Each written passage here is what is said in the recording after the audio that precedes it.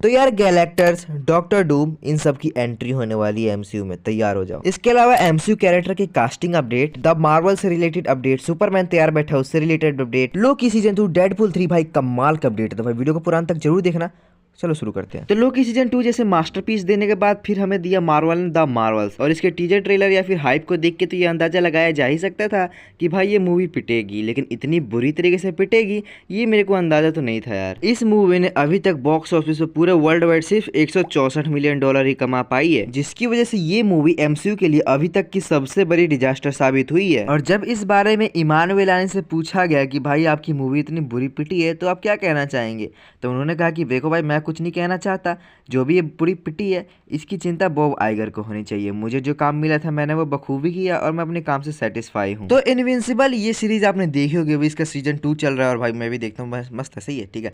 तो बात ऐसी है कि भाई इसमें जो इनविंसिबल का रोल प्ले करते हैं वो अब प्ले करने वाले हैं मार्वल में सेंट्री का रोल। स्टीवन यूएन जो कि इनविंसिबल सीरीज में इनविंसिबल को अपनी आवाज देती है, उन्होंने बातों बातों में एक इंटरव्यू में बता दिया कि उन्होंने सेंट्री के कॉस्ट्यूम टेस्ट किए हैं, जिसकी वजह से ये रिवील हो जाता है कि भाई हो सकता है कि वो शायद सेंट्री का रोल प्ले कर ले। इसके अलावा पेड्रो पास्कल के बारे में तो मैंने आपको बताया था कि काफी स्ट्रॉन्ग सोर्सेस से ये न्यूज निकल के आ रही है कि हो सकता है कि वो रीड रिचर्ड्स का रोल प्ले कर ले, ठीक है। लेकिन अब इसे साइड लगाते हैं। अब सुनो, एमसीयू जेवियर बार्डन को गैलेक्टर्स के रोल में कास्ट करना चाहता है, और अगर ये रूमर सही हुई तो भाई हमें एमसीयू में गैलेक्टर्स की भी एंट्री देखने को मिल जाएगी। और इतना ही नहीं, मार्वल ने डॉक्टर डूम तक की प्लानिंग कर रखी है। हाल ही में एक रिपोर्ट के अकॉर्डिंग मार्वल ने मैड मैकेसन को अप्रोच किया है डॉक्टर डूम के रोल के लिए।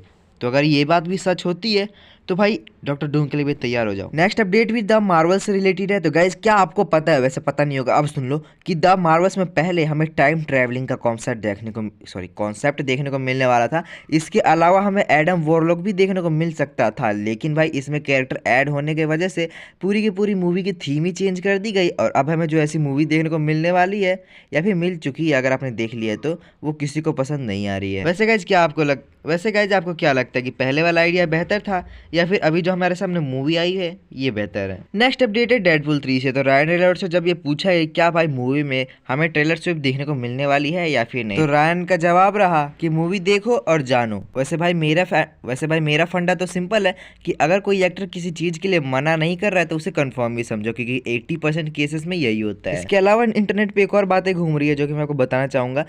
डेडपूल 3 में हमें ब्लेड के 2 वेरिएंट देखने को मिलने वाले हैं, ठीक है। अब मुझे ये समझ में नहीं आ रहा कि ब्लेड मूवी जिसमें कि ब्लेड का सिर्फ एक ही वेरिएंट है उसको 5 बार रीराइट किया जा चुका है, तो भाई इस मूवी में तो 2 वेरिएंट है, इसको कितनी बार रीराइट किया जाएगा? अब दूर से उड़ती उड़ती खबर आ रही है कि सोनी वाले अब अपने स्पाइडरमैन यूनिवर्स को मार्वल यूनिवर्स से मर्ज करना चाहते हैं, और इस बात की शुरुआत हो जाएगी मैडम वेब मूवी से। इसका मतलब प्रोबेबली ये हो सकता है कि अब जो स्पाइडरमैन 4 आने वाली है उसमें अपना टॉम हॉलैंड वाला स्पाइडरमैन सोनी के स्पाइडरवर्स में जाता हुआ दिख सकता है। अब सुपरमैन लेगेसी से रिलेटेड इंटरनेट पे कुछ अफवाहें उड़ रही थी, और ये रूमर सुपरमैन लेगेसी का प्लॉट रिवील कर रहा था, और इसके अकॉर्डिंग मिडल ईस्ट में कुछ लोगों को क्रिप्टोनियन टेक मिल जाएगा और सुपरमैन इनके अगेंस्ट लड़ेगा। लेकिन अपने जेम्स गन भैया ने इस उड़ती हुई अफवाह के पंख काटते हुए बताया कि भाई ऐसा कुछ होने वाला नहीं है और किसी को किसी तरीके की कोई टैग नहीं मिलने वाली है। इसके अलावा डेविड कॉन्सवेट जो कि सुपरमैन का नया रोल प्ले करने वाले हैं, उन्होंने एक पोस्ट शेयर किया जिसमें कि उनकी बॉडी काफी हाई फाई लग रही है और पता चल रहा है यहाँ भाई बंदा बिल्कुल तैयार है अब सुपरमैन के रोल के लिए। अब कुछ न्यूज थोड़ा जल्दी निपटाते हैं। तो एक्टर निकोलस हाउड अब ये बन चुके हैं डीसीयू के नए लेक्स लूथर। अब आन्या चालोत्रा को जेम्स गन ने कास्ट कर लिया क्रिएचर कमांडो में, जो कि इस एनिमेटेड शो में विलन सर्स का रोल प्ले करेगी।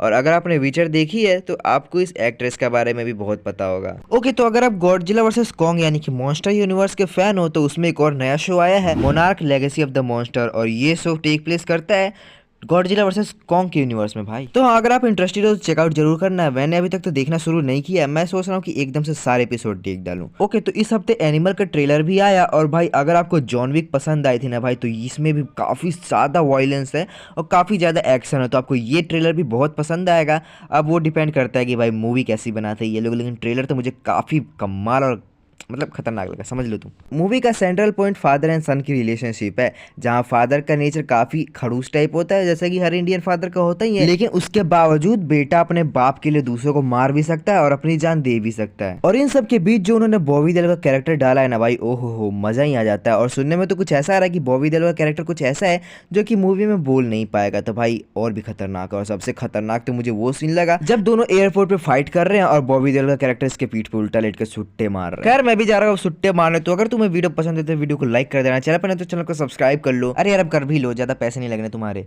ठीक है तो ठीक है यार, बाय। अगर तुम यहाँ तक देख रहे हो तो तुम्हारे लिए एक बोनस अपडेट। तो भाई लोकी सीजन 2 के क्रिएटर से जब ये पूछा है कि भाई लोकी सीजन 2 में पोस्ट क्रेडिट सीन क्यों नहीं था, तो उन्होंने कहा कि भाई स्टोरी समाप्त, कोई पोस्ट क्रेडिट सीन का मतलब नहीं बनता है, इसीलिए इसमें कोई पोस्ट क्रेडिट सीन नहीं था।